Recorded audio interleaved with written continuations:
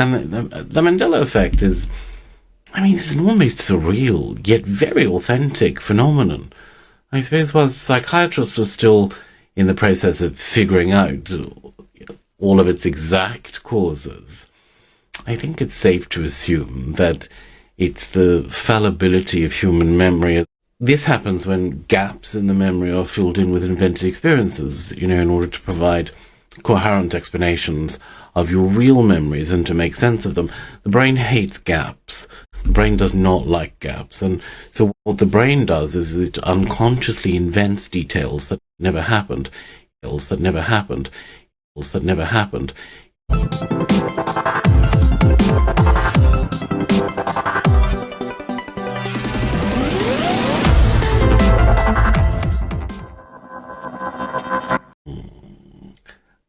Can you explain how the Mandela effect works, what it is, and is it real? Yeah, it's real. The Mandela effect is a phenomenon where a large number of people distinctly remember an event that it never happened, that it never happened, that it never happened.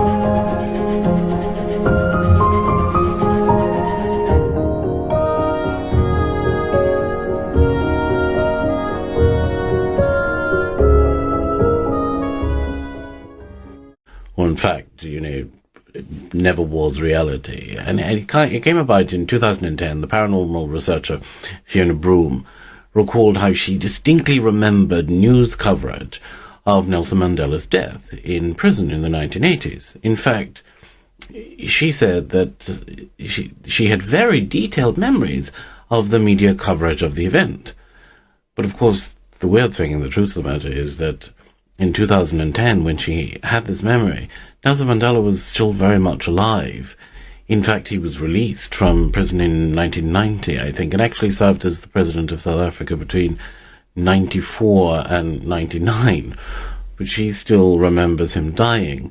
And it would only be 3 years after Broom reported these memories in 2013 that Mandela actually passed away. Now, Broom theorized that there were perhaps many who shared these same false memories, and as she began to speak with others, actually, she discovered that this was actually the case.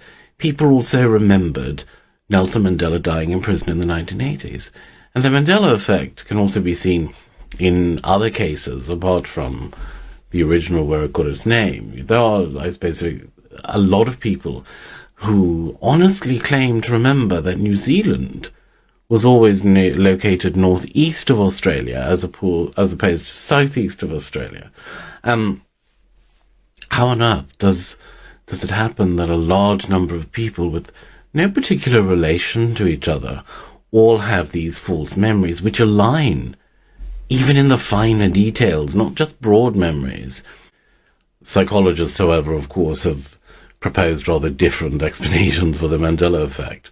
And I suppose two of the largest one, two of the most prevalent ones are distorted recollections of actual events or facts shared by a large number of people. But it might be due also to the fact that the memory of Mandela, for example, is stored in the same part of the brain where political prisoners are remembered.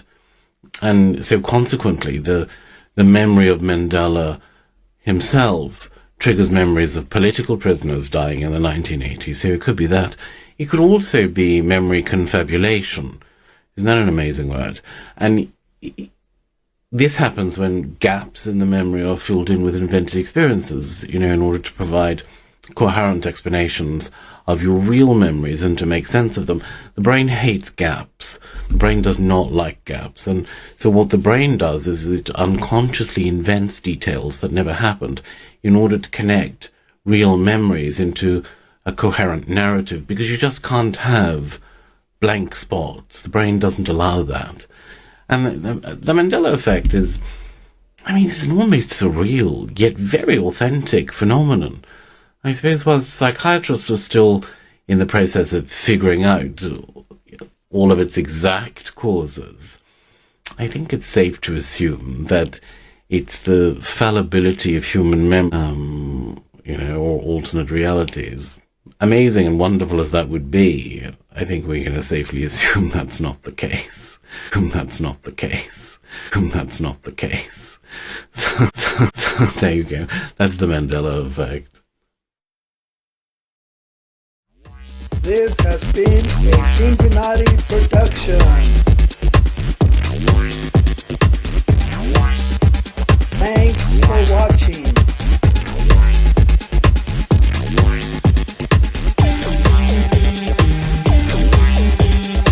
Subscribe for more videos.